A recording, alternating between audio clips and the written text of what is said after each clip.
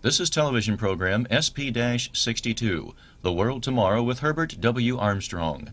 The date is February 27th, 1984. Ambassador Television Production, Media Services for the Worldwide Church of God. Copyright 1984.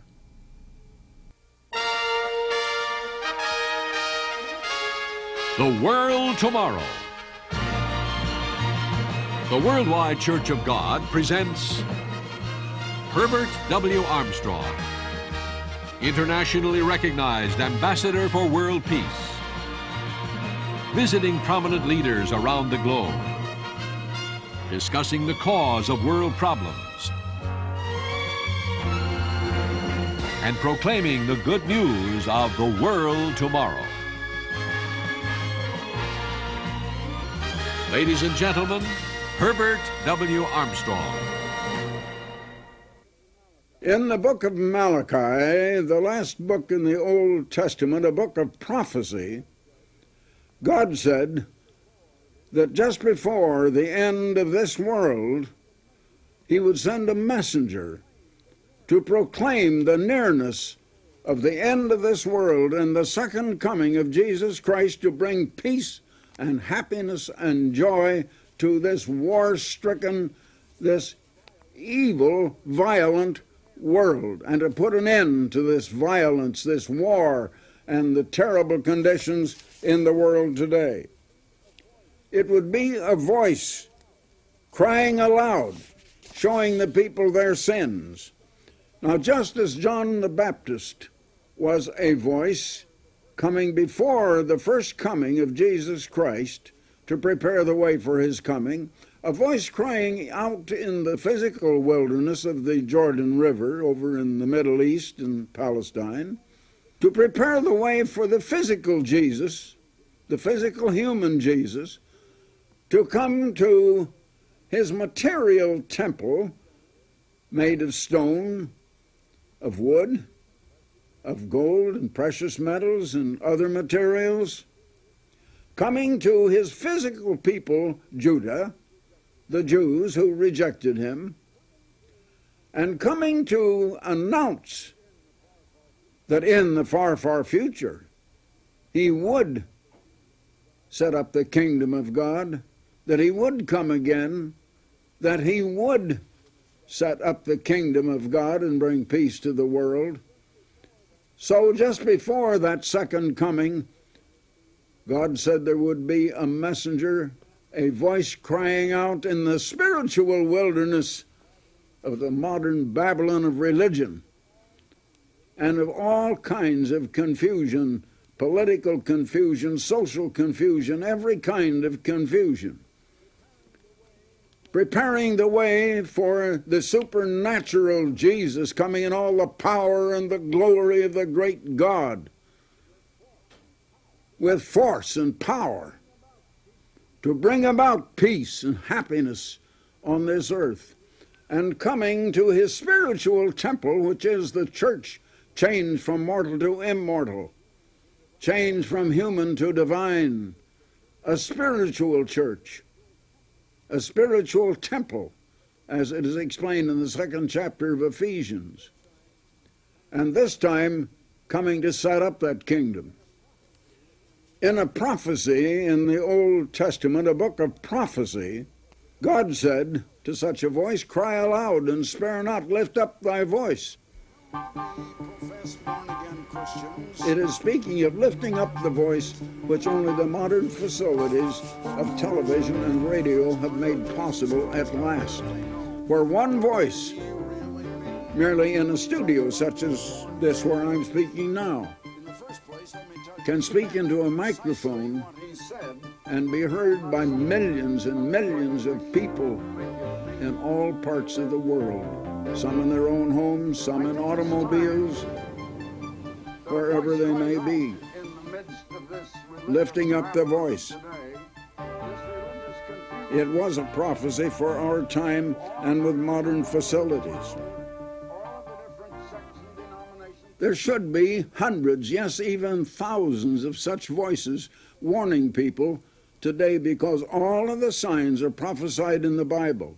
The Bible, 1/3 of the Bible is filled with prophecy, showing the conditions that are going to happen in the world. About a third of it is history, showing what did happen up to the time of Christ, and prophecy showing what is going to happen in the future. And about 90% of all prophecy refers to our time right now and the years immediately ahead. And by years, I mean a very few you can count on the fingers of your hand. There should be hundreds of such voices. My friends, I know of only one.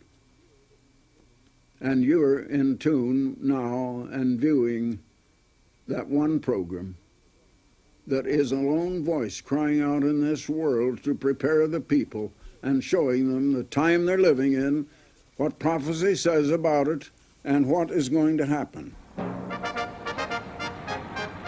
Now, beside television and radio, this program is warning many heads of government. This program is warning the leaders in nations and other nations all around the world. Now, on a recent visit to Southeastern Asia, after I had a dinner with the royal family of Thailand, the king, the queen, the crown princess, I spoke on the following night to a banquet of the leaders of the nation, the top people of the nation in Bangkok. Let me give you a portion of that message. Ladies and gentlemen, it's a great honor to be here to speak to you tonight. Yesterday, I flew in a helicopter with Her Majesty the Queen over to the King's project among the hill tribes over near the Burma border. And I was quite impressed with the work going on there and the interest that their majesties are taking in conditions. I remember when I first talked to His Majesty, it must have been about 12 years or more ago, they were raising poppies for the opium traffic. And he wanted to turn them into raising agriculture and food products. And we have aided in that and have accomplished a very great deal. Have almost eliminated the raising of the opium, and now they're raising many other products. And I saw many new fruit experiments and things over there.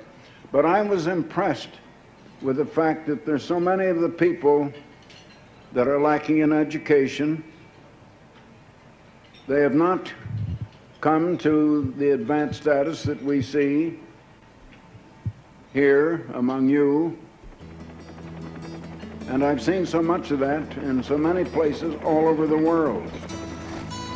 In India, in Africa, in South America, and 50% of the people are living in abject poverty, in filth and squalor. 50% are illiterate and have virtually no education. That's half of all of the 4 1/3 billion people who live on this earth. They're living in a terrible condition. Now, in the what we call the more civilized areas of the world, today there is increasing trouble. You're living in a world that in this 20th century has made awesome progress. We've sent men to the moon and back. We have sent unmanned spacecraft that were made near Ambassador College, which I'm president in Pasadena, California, that have traveled to the planet Mars and sent back photographs taken right on the very surface of Mars.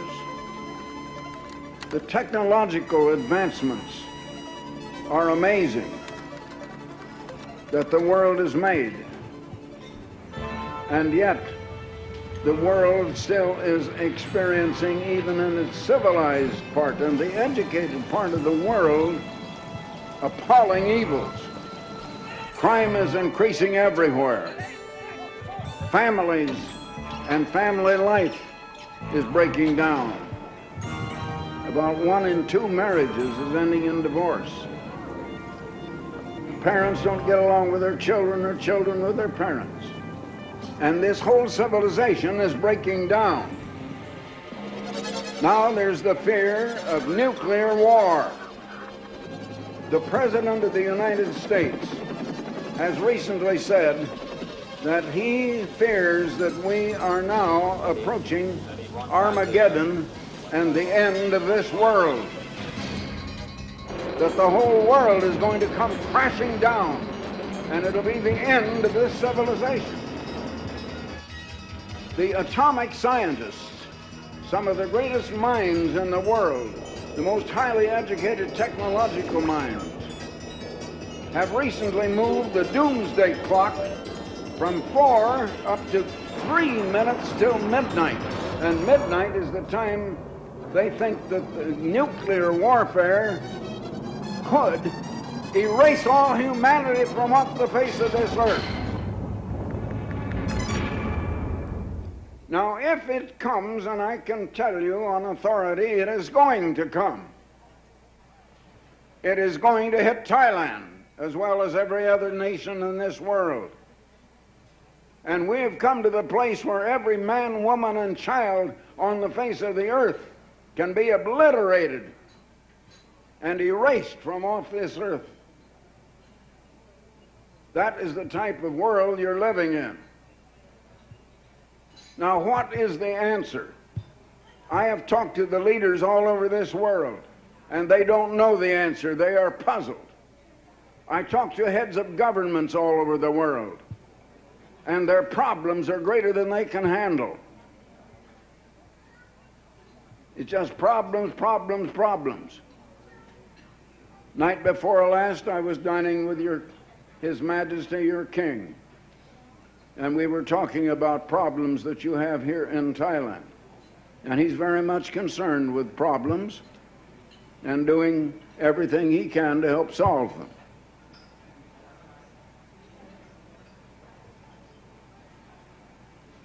Their Majesties, the King and Queen, are devoting themselves to help this country in every way that they can. But evils in the world, and especially in other nations, are becoming so great that even the fate of all humanity is now at stake. Now, there has to be a cause for everything. There's a cause for every effect. Something had to cause all of this. And the only way that you can get to an answer of the cause is to go back to the very foundation of civilization and of humanity. But the oldest history extant in the world today is a book called the Holy Bible. It is supposed to be the textbook of the Christian religion. I'm sorry, but I've found that most professing Christians do not understand it and believe almost the exact opposite of what it says. But it is a book that records accurate history of the past. And the way all civilization started was with one man, one single man, who was created by the great Creator, God. And he was created out of the dust of the ground, just out of matter taken out of the ground. He only had a temporary existence. But the God who created him is immortal and has self-containing life, immortality, inherent life, self-containing. He cannot die. He is immortal and will live forever. He offered life to this first man that he created, but the man had to make a decision. Before him were two choices. One was to go on what human knowledge he could have and which he could provide himself on his own ideas, and his own ideas of good and of evil. The other was to be conceived or begotten by his very Creator, and later to be born of the Creator and have immortality and immortal life. But he rejected that, and he chose to do his own thing, his own way, and to use just what knowledge he had with his human mind and his human brain to decide good from evil and to choose his own kind of good. But you know, his kind of good was not good enough. His children begotten and born of him, and his wife, whom God also created, went the same way. And all civilization has come on down to us today, and all nations of the earth have come from that one man created by the one God, who is the God of all the races and all the families and all of the nations on the face of the earth. All of one blood, all of one ancestry, all of us. The way that that man chose was the way that seemed right to him, and that was the way of vanity, of self-glory, of glorifying himself. It was the way of getting and taking away from other people, where the way of the Creator was the way of give, or the way of love, having love to other people, to try to serve other people, to cooperate, to help, as your king and queen are doing here in this country. They're trying to help the people. But mankind in general has not lived that way. They have lived the selfish way. There are just two ways of living, and I call one, to make it simple, the way of give. I mentioned this when I was here a year ago. The other is the way of get. I want to get everything for me. And that's the way most people think, and the way they live, the way they act and perform. And it has come down to this world as we are today. Now, what I want to tell you is this. This living Creator God, who is a great spirit being and has immortal life and supreme mind and intelligence, he sent his own Son to be born as a human being about a little over 1950 years ago. He came to proclaim this way of give. One thing he said and he taught was, it is more blessed to give than to receive. And he lived that way. And he called some people out of this world to start another civilization. But he only came to announce that he was going to come later, and come in all the power and the glory of the great Creator God, who created all the nations off the face of this world, the face of the earth, to come and rule all nations with power and force, and to force people to love one another, to be happy, to begin to give and to cooperate and to help one another. And then we shall have peace. There is no peace in this world because people don't love one another. And I'm here to announce to you tonight that God is going to let this world come crashing down. And he's going to send that same one who was Jesus Christ. And those who preach in his name as Christians are preaching just the opposite of what he taught. They send missionaries up here and they don't preach what he taught. They preach something else. I don't come up here to try to make converts. We don't send missionaries. But I'm telling you that he is going to send this Jesus Christ back in power to rule all nations in love and in peace and in cooperation until we learn to love one another, and then we're going to have peace at last. But there's no peace as long as we live the way people are living in this world. Now, I'm called an ambassador without portfolio for world peace, and I work for peace, but I'm telling you the only way that peace can ever come. I want to preach the way of give and love as far as I can, but I know that not a great many are going to accept that. And so I'm just telling you and announcing that there will be a new and a better world. And this world is going to die, but it's going to be replaced with a far better world that'll be filled with love and with peace and joy and happiness, and with greater production by far than anything we've dreamed of having yet, and where everybody will be well educated and rightly and properly educated. Education in our great universities today has become entirely materialistic. It is teaching people to deal with things.